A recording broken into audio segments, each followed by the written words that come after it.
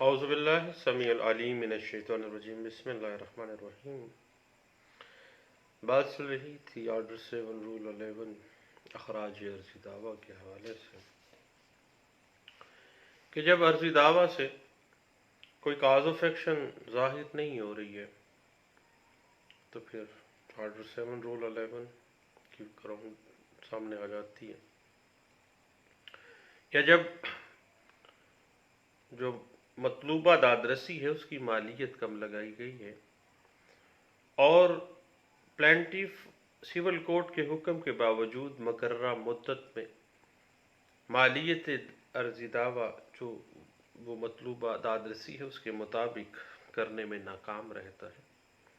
تو پھر order 7 role 11 جو ہے وہ حرکت میں آ جاتا ہے۔ اور بعض اوقات میں جب مطلوبہ دادرسی کی مالیت صحیح لگائی گئی ہے لیکن عرضی دعویٰ کم قیمت کے اسٹیمپ پیپر پر تحریر کیا ہے، کورٹ فیس کم لگائی ہے، اور پلینٹیف سول کورٹ کے حکم کے باوجود مقررہ مدت میں کورٹ فیس کی کمی کو پورا نہیں کر رہا ہے، ریلکٹنٹ ہے کہ نہیں کرنا، تو پھر آرڈر 7 رول 11 اخراج عرضی دعویٰ۔ اس کے بعد جب دعویٰ عرضی دعوے کے بیان سے کسی قانون کی روح سے مینٹینیبل نہ ہو، قابل پیش رفت نہ ہو، بارڈ بائی لا ہو، قانون اس پہ قدغن لگا دیتا ہو، یاد رکھیے گا کہ آرڈر 7 رول 11 بڑا ہی اہم آرڈر ہے، اور اکثر و بیشتر آپ کو پتہ ہے کہ جب بھی ہم آرڈر 7 رول 11 کے حوالے سے مقدمات میں معاملات دیکھتے ہیں تو ایک وسیع سلسلے میں ہائی کورٹس اور سپریم کورٹس اس آرڈر اور رول کی انٹرپریٹیشن اپنے اپنے انداز میں کر رہی ہوتی ہے، اور اس پر آپ کو پتہ ہے کہ اس حوالے سے پہلے بھی ہم نے عرض کیا ہے کہ عام طور پر عرضی دعوے کو خارج کرتے ہوئے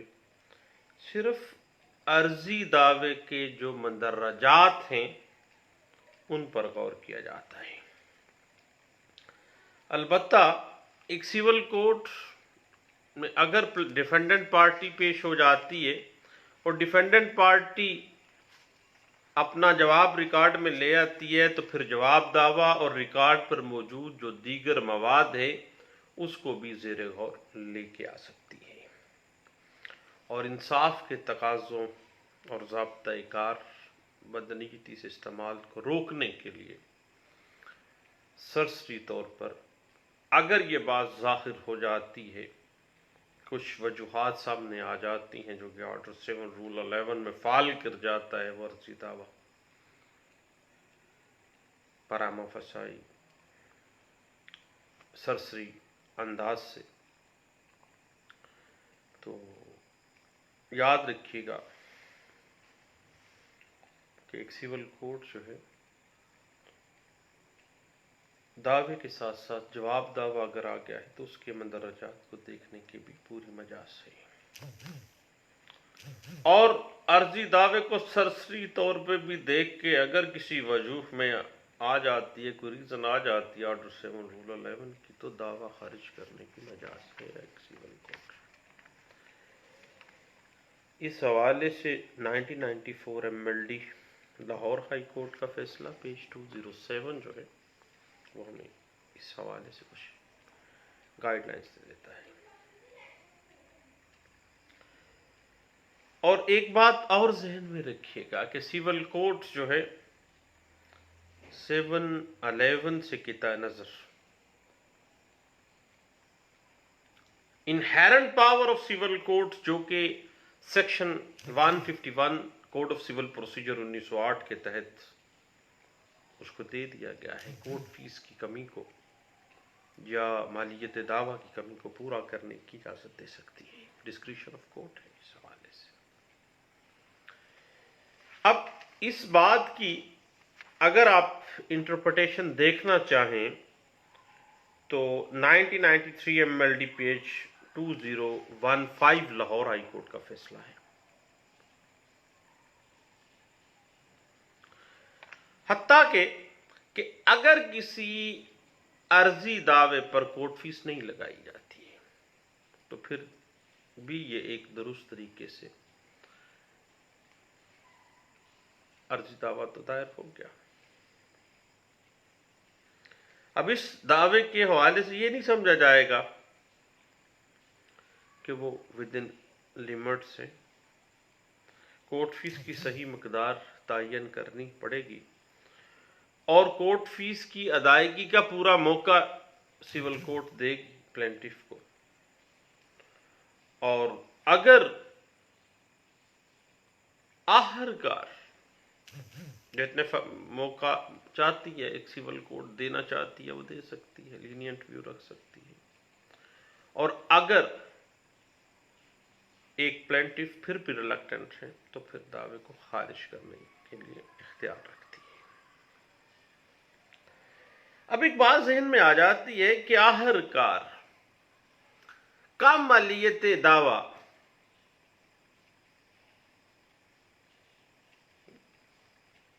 کیوں رکھا جاتا ہے اور مالیت دعوے کا مقصد کیا ہے اور اس کا تعین کرنا قانون کیوں ضروری سمجھتا ہے. مثلاً ایک دعویٰ ہے برائے قبضہ جائیداد ہے غیر منقولہ پراپرٹی کا, جیسے دعویٰ برائے قبضہ ہے, بذریعہ شفا بھی ہے, بذریعہ قبضہ بھی ہے, بذریعہ ٹائٹلمنٹ بھی ہے. اب اس دعوے میں اختیار سماعت کی غرض سے دعوے کی جو پراپرٹی ہے اموبل پراپرٹی اس کی مالیت کے تعین کرنے کا طریقہ ہے کار جو ہے قانون پراپر طریقے سے وضع کر دیتا ہے. اور ایسے معاملات میں جب اس اموبل پراپرٹی پر مستقل طور پر لینڈ ریونیو عائد کیا جاتا ہو تو مالیت اس اموبل پراپرٹی کے جو لینڈ ریونیو ہے اس کے 30 گنا حساب سے پھر مالیت دعویٰ جو ہے وہ متعین کی جاتی ہے. اور جہاں پر اراضی مستقل طور پر آباد نہیں ہے تو پھر مالیت کا تعین خالص منافع کے 15 بار حساب سے کیا جاتا ہے. اور بعض ایسے معاملات ہیں دونوں صورتوں میں کوئی بات سامنے نہیں آتی, کوئی مالیت جو ہے اس پراپرٹی کی تعین کرنے میں پرابلم ہوتی ہے تو پھر مارکیٹ ویلیو دیکھی جائے گی, بازاری قیمت کیا ہے اس پراپرٹی کی, اس کے مطابق ہی دعوے کے اندر اس پراپرٹی کی مالیت دعویٰ اور اپیل کی بھی جو مالیت اختیار سماعت ہوگی وہ وہی ہوگی جو بازاری قیمت ہے اس پراپرٹی کی. اب صاحب ایک بات ذہن میں رکھیے گا کہ جب بھی عدالت اختیار سماعت کے لیے مالیت کا تعین کرتی ہے تو یہ وہ مالیت ہوتی ہے جو کہ اپیل کے فورم کا تعین بھی جس نے کرنا ہے. یعنی ایک طرف یہی مالیت دعویٰ اور یہی مالیت اپیل ہے. اپیل کا کون سا فورم آئے گا؟ اب اس حوالے سے ایک نئی ڈیبیٹ شروع ہو جاتی ہے کہ آخر اپیل کا فورم کیا بنے گا. اس حوالے سے بھی ہم تھوڑا ڈسکس کر لیں گے. تو اس حوالے سے 1993 MLD page 2015 Lahore high court جو ہے وہ ہمیں کچھ گائیڈ لائنز دے دیتا ہے. جہاں تک معاملہ ہے نا اپیل کے فورم کے تعین کرنے کا طریقہ کار کیا ہے. اب اپیل کے فورم کا تعین کرنے کا ایک طریقہ عرضی دعوے میں پلینٹف کی طرف سے مقرر کرتا مالیت دعویٰ کے مطابق ہے. دوسرا طریقہ عدالت کی طرف سے تعین کردہ مالیت جو بھی عدالت نے متعین کر دیا ہے اگر پلینٹف نے نہیں کیا ہے. لیکن ایک بات ہے کہ جب مالیت اس پراپرٹی کی اس دعوے کی مناسبت سے اس کا تعین ابتدائی سول کورٹ کرتی ہے تو پھر اپیل کے فورم کا تعین بھی اسی مالیت کے مطابق ہوگا جو کہ ابتدائی سول کورٹ نے متعین کر دی ہے، نہ کہ مدعی کے مقرر کردہ مالیت سے یا پھر جو قانون مالیات ہے 1887 کی سیکشن 3 کا کو ہم نے نہیں دیکھنا، بلکہ ہم نے اسی سیول کوڈ کی تعین کردہ جو مالیت دعویٰ ہے اس کو دیکھا جائے گا. اب صحیح بات اس طرح سے ہے کہ section 149 code of civil procedure 1908 کمی کوٹ فیس کو پورا کرنے کے لیے بھی عدالت کے اختیارات ہیں، اور اس کو جب بھی آپ کمی کوٹ فیس کو متعین کرنا ہے یا مالیت دعویٰ کا متعین کم لکھا ہے اس کو اس کی تعمیل کروانی ہے تو اسی اعتبار سے سیکشن 149 سی پی سی 1908 کا جو آرڈر ہے ایک عام حکم ہے جو تمام قسم کے معاملات سے متعلق ہے. اور آپ کو پتہ ہے کہ جب مالیت کم رکھی گئی عدالت نے باقاعدہ ٹائم بھی دیا لیکن ریلیکٹنٹ ہے تو پھر کیا ہوگا، آرڈر 7 رول 11 جو ہے یہ بات سامنے آ جائے گی. اور یاد رکھیے گا کہ اگر یہ بات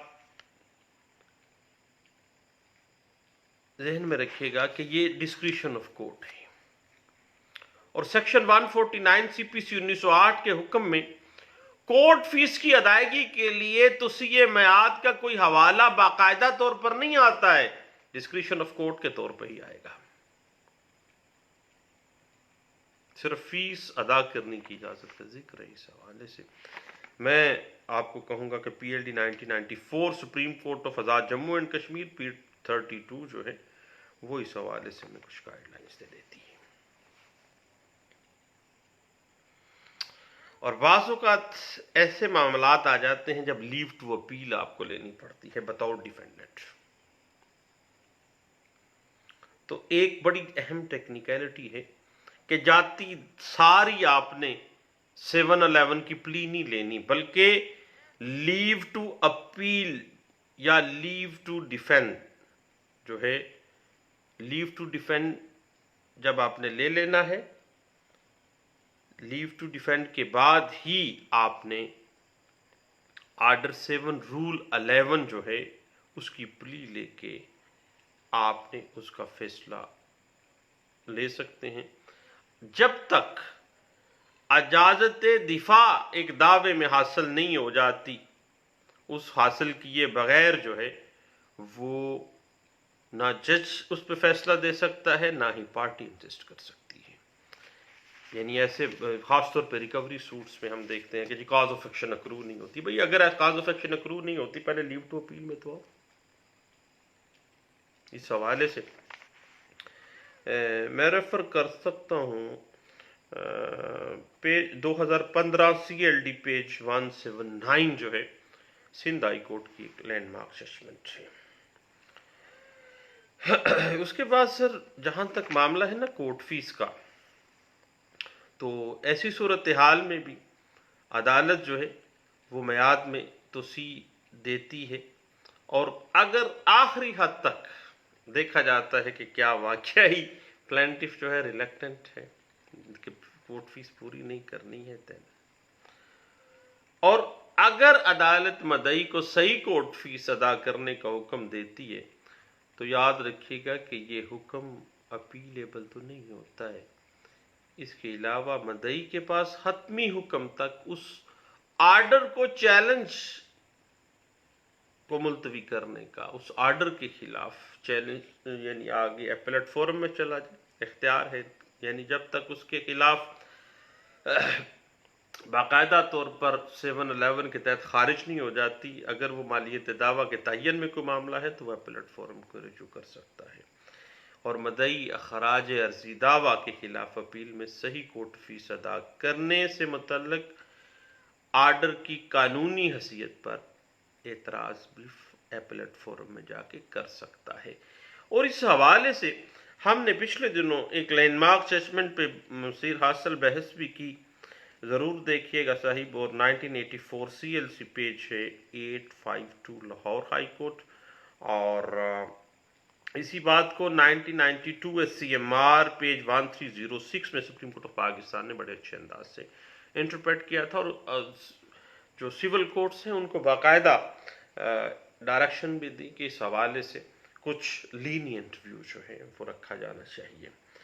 اب جہاں تک معاملہ ہے نا کہ عرضی دعوے کا خراج کوئی ڈگری تو نہیں ہوتا ہے، اور عرضی دعوے کے خراج کے بعد بھی مدعی کو نیا دعویٰ دائر کرنے کا حق حاصل ہوتا ہے.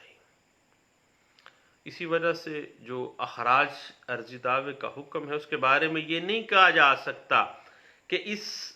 آرڈر کے ذریعے پارٹیز کے حقوق کا قطعی طور پر تعین ہو گیا ہے. ابھی نہیں ہوا ہے، ابھی تو کچھ گراؤنڈز کی بنا پہ ریجیکشن ہوئی ہے. آپ صاحب ایک بات ذہن میں رکھیے گا، آرڈر 7 رول 11 کے تحت عرضی دعوے کا خراج کوئی ڈگری نہیں ہوتا، بلکہ یہ صرف ایک آرڈر ہوتا ہے جو ریویویبل بھی ہوتا ہے، اور اپیلٹ فورم بھی اس پہ حرکت میں آ سکتا ہے. اس حوالے سے 1983 CLC پیج 1165 میں supreme Court of Azad Jammu and Kashmir نے بڑا اچھی لینڈ مارک ججمنٹ دی ہے.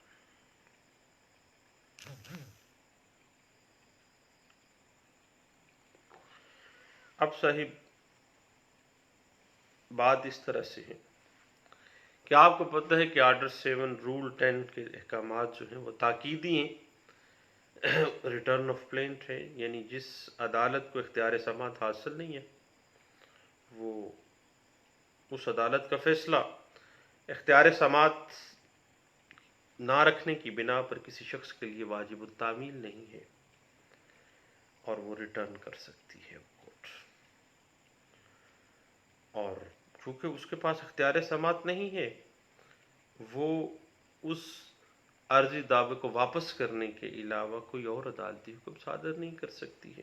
نہ ہی وہ دعوے کو خارج کر سکتی ہے. اور عدالت عرضی دعویٰ واپس کرتے ہوئے کوئی وقت مقرر نہیں کر سکتی کہ اس مدت کے اندر اس کو کمپیٹنٹ کورٹ کے سامنے پیش کیا جائے، یعنی لیمیٹیشن کے اندر ہی آپ نے اپروپریٹ فورم پہ آنا ہے. ورنہ لمیٹیشن ایکٹ 1908 کی سیکشن 14 کو استعمال نہیں کیا جا سکتا پھر. اور جب عرضی دعویٰ واپس کر دیا جائے تو دعویٰ اس وقت شروع ہوتا ہے جب اپروپریٹ فورم پہ جا کے آپ نے دعویٰ دائر کیا ہے. اب یہ ایک اہم ٹیکنیکلٹی ہے کہ جس کورٹ کے پاس اختیار سماعت نہیں ہے نا، وہ کورٹ ریجیکشن آف پلینٹ بھی نہیں کر سکتی ہے. اس حوالے سے 2012 PLD سپریم کورٹ پیج 245 اور PLD 1990 Lahore high court page 390 جو ہے وہ ہمیں کچھ گائیڈ لائنز دے دیتی ہے. لے صاحب دعاؤں میں یاد رکھیے گا، انشاءاللہ ملتے رہیں گے، گپ شپ لگاتے رہیں گے. اللہ حافظ.